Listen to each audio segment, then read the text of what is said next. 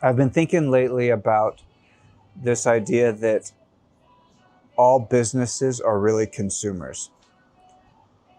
So that consumers are consuming and businesses also are consuming resources, whether that's human resources or supplies or office space, or it's all taking.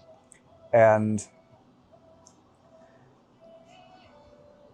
it doesn't take much time online to see almost every offering is somehow wanting to help you take, as a business, take more market share, get more clients, receive more this. I don't know. I don't really want to call anyone out, but you don't have to, because it's all of us. We're all just taking and from everyone. So let's see what comes to mind. Also with communication, how to speak more confidently so that you get more clients, or how to be taken seriously so that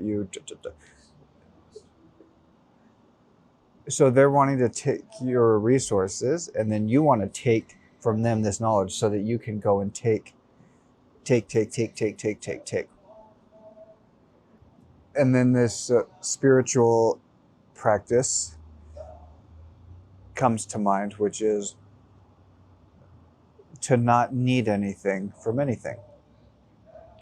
So the idea is, from the spiritual lens, for the spiritual seeker wanting enlightenment, it's this so-called journey towards realizing the I am, or that we are all one. Okay.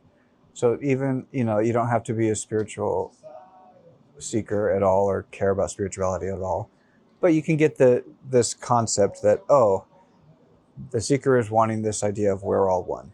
So the spiritual practice then is to not need anything from anything. If we are all one, if it is only one, who do I need things from, or what do I need things from? And what would I need things for if anything is all a part of the one, including myself? If it is all one, what is there to take from or give to, really? Or what is there to take from? What would I need? What would I be lacking if everything is all available?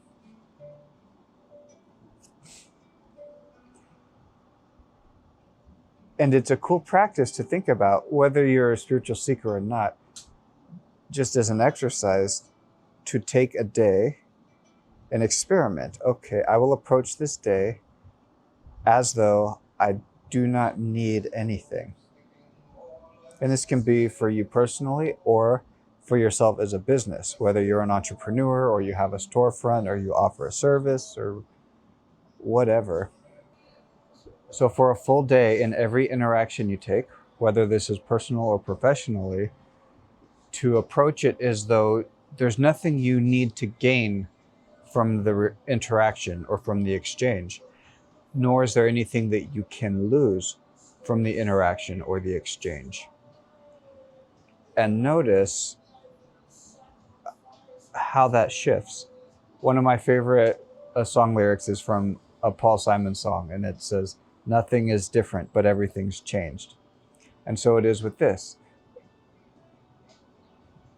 What shifts without changing anything? You have the same interactions, that you go do the same work, you have the same goals for the day or for the quarter, whatever. But if you approach it not needing anything, how does that if there's no deal that you need to close, if there's nothing, you have everything. You have everything you need, that you can be available for the interaction, for the exchange, for the deal. What shifts in you if you approach it from a place of availability and from giving, rather than from taking or ensuring or calculating or winning in some sort of way? How would it feel to engage with you or have an exchange with you when you come from that place? So many new possibilities. Would you want to engage? or exchange with somebody that didn't need anything out of it, wouldn't it feel like a win-win? Win-win-win-win-win? And if it's a win-win-win-win-win, what is there to stress about? What is there to work for? It just is. So that has been a contemplation for me lately, and also a curiosity of how I can offer this idea as a workshop and what may become possible, what may spread, what may collectively become possible, whether just communally or locally, regionally. It doesn't need to be a thing, because I don't need anything from this. It's not even mine to give. I fucking learned it and practiced it and forgot about it and struggled needing things, and then remembered, oh yeah, fuck, I don't actually need this thing right now. Whatever. And you'd be surprised how much it spreads. I mean, even in things like your commute. If I don't need anything, I don't need to get, that includes needing to get there by a certain time, or needing to rush, or needing to, and so then when you get cut off, who cares? They must feel like they need it. I don't. And maybe they do, you know. If it was an ambulance cut you off, you wouldn't care, because you know they need it. It's for somebody. There's a reason that you know, we all just know, oh, the sirens, the ambulance, there's an emergency happening. Yes, I want that to go well, so I will get out of the way. Not everybody has a siren. And maybe they are just being an asshole. But if I don't need anything, they're not taking anything from me by cutting me off. If they're riding my ass, just let them go. So yeah, I encourage you to try it if this is even a little bit interesting to you, to try to, as an experiment, just as a game, pretend for a day that you do not need anything, from any interaction. So no matter what, I'm set. And now, no rent to make, no bills to pay, just nothing. It's just set.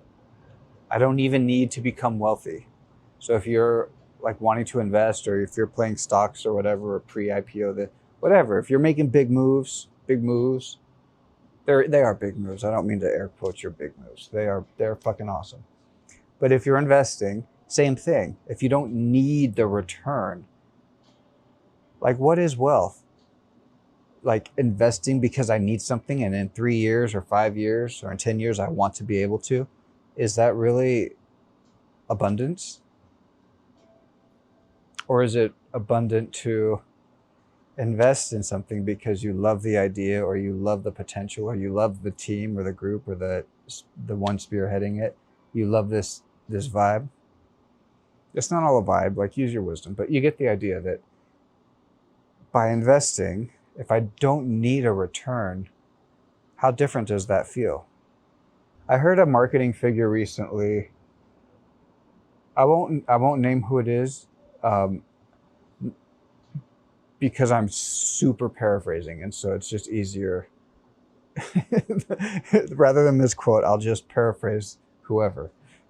But this public figure, was noting that in businesses there tended to be more emphasis on satisfying the shareholders than the consumers of the product, and how that actually is sort of a throwing a wrench in the cycle, in the growth system, that by only catering to the market, to the shareholders, and wanting them to be happy and them to make profits. And I thought that was really apt, in a sense. I have no business degree or anything, so I could be full of shit. But it made sense to me, because it's coming from this place of taking. These shareholders gave money, and they want something back. They want the return. And so I took from them, and so I have to repay them back. And so So then the consumer is just this fucking sucker. But who wants that? I don't want to buy something because I'm a sucker, so that you can make sure that the people that invested in your idea, like, no, I want to give to this because it's awesome. How awesome you created this camera. And so like, yeah, I'll give money and use this camera. It's great craftsmanship. It's great technology, whatever. I can take it and create with it or screw around with it or whatever. So as the consumer, it's this, yeah, it's a yes, rather than, oh, this is what I get because this is what by some algorithm is proven to be the most likely that everybody comes in the green, rather than actually a great product. So yeah, so this marketing figure was saying, yeah, give to the consumer, or let it be focused rather on the consumer, and that actually would bring more profit. And I like this because it opens up the possibility for what I'm pointing to, which is to offer. Let me create the coolest thing that people would enjoy. It's creativity, it's expansion, it's expression, it's giving. And then those that consume it, the consumers, those that buy it, can then utilize it. And so it's expansive. It's like everybody wins. Win, win, win, win, win, win, win. If it's not win, win, win, win, then everybody loses. So rather than caring about market cap or market share, or am I in a blue ocean, or who's the competition, or crush the company, like all of that has to do with taking. Is that survival friction, take, is that necessary? Or can we now soften the grip just a little bit, see what happens, pretend for a day that I don't need anything, that all of my needs are met, and so I can be available. No outcome is needed. There's nothing to gain, and there's nothing that I can lose from any interaction, any exchange, any moment. Now what?